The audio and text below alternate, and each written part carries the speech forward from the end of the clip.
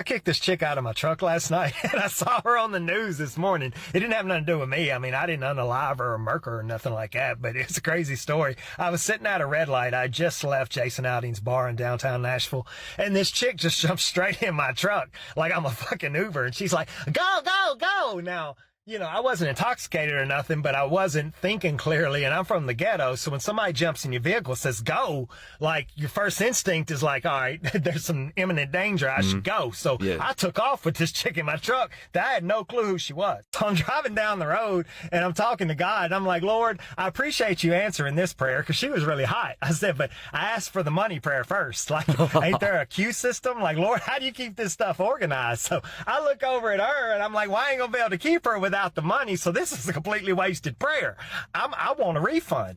So we get about a block and a half from where I picked her up, and I stop at this crosswalk, and I figured a prayer refund worked like anything else. You just send the shit back. So I look over at her, and I'm like, you got to get out of my truck. And she looked at me in such an innocent, angelic voice, and she was like, my ex-boyfriend's trying to unalive me. He has my purse. He has my phone. The reason why I jumped in your truck was to get away from him.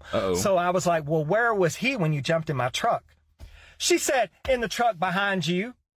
No sooner than she said that, on my fucking window, I look over, all I see is chest. Built chest. Like, it ain't no scrawny chest. I have to crink my neck to look up, and he's mean-mugging me.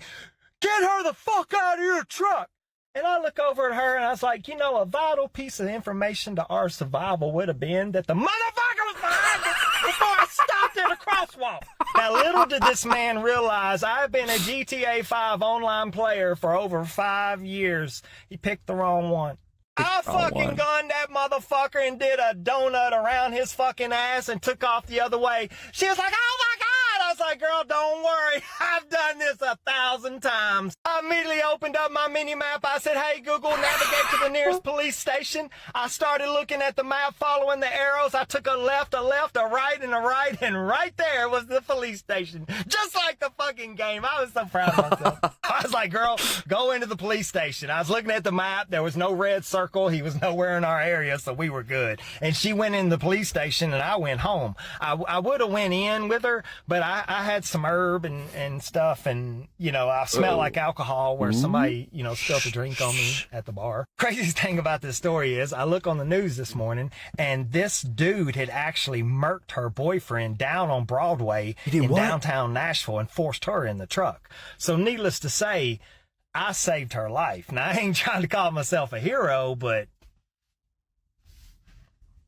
I mean, man, this inflation got women out here fucking cutting throats on Tinder dates. I had the worst date of my life last night. I had to chase a bitch through the fucking parking lot. I'm dead serious. We went to this Mexican restaurant because that's where poor people take dates, because I ain't got no fucking money, all right? So what I do is I order a fucking burrito and a water, and I get them to refill the chips like 3 or 4 times, depends on how starving I am, and that's how I get full. That's what poor people do. She was celebrating waking up that morning or something. I don't know what she was so fucking happy about. She just consistently keeps ordering double shot top shelf tequilas. After the first one, I was immediately like, girl, now you're going to pay for that, right? And she's like, I would not ask you to pay for my drinks. And I was like, all right, cool. She gets about 7 shots in. She's like, I gotta go use the bathroom. And she's completely oblivious to the fact that I can see the bathroom door from our table. So she picks up her purse, she walks towards the bathroom door, then immediately takes a right and starts sprint walking towards the fucking exit. And it took my dumb ass a second to realize what was going on. And once she actually opened the fucking exit door, I immediately went into survival mode because I couldn't pay for all this shit. I was like, stop her! She's a dasher! She ain't paying for her food! And I get up and I take off running after her ass. Man, 2 Latino waiters answered the call immediately. They were out there before I was. They're like, Senorita, stop! This girl bitch puts her hands up like we're the fucking police. So they wrangle her ass back into the restaurant, and I go back in there because I ain't a crook. I was going to pay for my little burrito and leave. And when I asked for my part of the bill, they're like, no, the bill has to be paid in full before either one of you leave. And I was like, I can't afford to pay for all her double shot tequila. And she's like, I ain't got no money. So he's like, well, I'm going to have to call the police. Well, I'm thinking logically, call the police because she's the one that ordered all this shit and can't pay for it. Would you believe they sent a cop that probably ain't been laid in 3 fucking years? And she starts smoozing him immediately, lying through her fucking teeth. Like, he told me to leave. He said he was going to pay for it. And I tried to interrupt her, and the cop was like, be quiet, all right? I need to hear what she has to say. And I'm like, After listening to her fucking web of lies, he finally comes over to me and I'm like, look, bro, I got proof that I wasn't going to pay for all that shit. I ordered a bean burrito, bro. I couldn't even afford to get some chicken or beef thrown in there. It's a flour wrap and bean. If that don't scream, I ain't got no fucking money, what does? And he was kind of like, now I'm pretty sure the cop believed me. And he was like, look, man, this bill has to be paid or I'm going to have to take you both to jail. Now, I'm way too pretty to go to jail. So I immediately am like busting out my glasses and I'm like opening up my Venmo and my PayPal, seeing if I can move from here to here to here. And I finally got enough money in my bank account to cover the fucking bill. And from now on, it's just Netflix and chill. There are no more dates for me. I'm done. Fair point. It's going to be a while before I can Netflix and chill because about an hour ago, the Netflix charge came in on my Venmo and Venmo denied it. So if anybody has like a fucking Netflix password that they'd like to share with me, I would definitely appreciate it. Bobby, I'm happy to announce that Cash is motherfucking back. I've been on a journey, my friend. I found out that big girls got diabetes and skinny pretty girls got liabetes. You know what I'm saying? Motherfuckers running around here with low truth sugar. Once you realize that all the women in the world suck ass, life gets so much simpler. I'm going to start back posting regularly, and I have got a lot of shit to say. Man, Tennessee women built different. I got on the internet and said I got my heart broken, cheated on, and the comments in my message box lit up with a bunch of Tennessee women saying, what's that bitch's address? I was like, girl, I can't give you her address. Hold on, I'll send it to you, but we never had this conversation. That's why they call us Tennessee volunteers, because we'll volunteer to fuck a motherfucker up if you're our friend.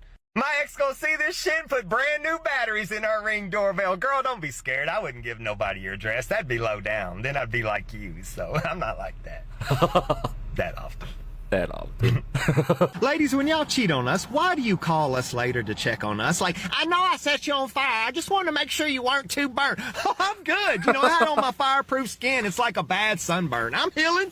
Bitch gonna call me on a Saturday morning, Cash, I just wanted to check on you and make sure you're doing okay. Girl, shit. Hell, all you did was break my heart, shatter my ego, and make me feel like a complete piece of shit. Hell, what do you think? It's another day in paradise for me. She said, Cash, I'd like to see you. I said, I'd like to see you burn in fucking hell for eternity. So I guess we're on the same page. Skinny women can do this for you. Doug. What is not a damn thing? Man, if I wasn't getting paid for it, I wouldn't bag on women at all because they're savage, man, and they know how to investigate. I've had women send me messages with my personal information in it, like my address, and they'll say some crazy stuff like, see you soon, Cash. It makes me call like ADT. I'd like to get an alarm system. What's the maximum number of cameras I can have installed?